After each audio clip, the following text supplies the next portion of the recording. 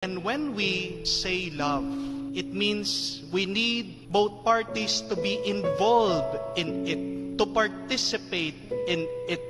Hindi pwede yung isa nagmamahal, yung isa wala ng pagmamahal. Because love is a two-way street. Ang pagmamahal kailangan nasa dalawa, sa mag-asawa. Meron pong napakagandang kanta ang isang singer, si Lady Gaga. A Million Reasons, sabi po niya sa kanyang kanta. I have a million reasons to walk away, and yet it only takes one good reason to stay. And what is that one good reason to stay? It is love.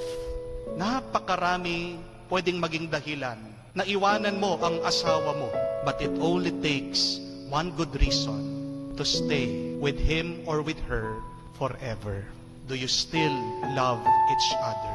Kung mahal mo pa siya, gagawin mo ang lahat para hindi kayo magkahiwalay.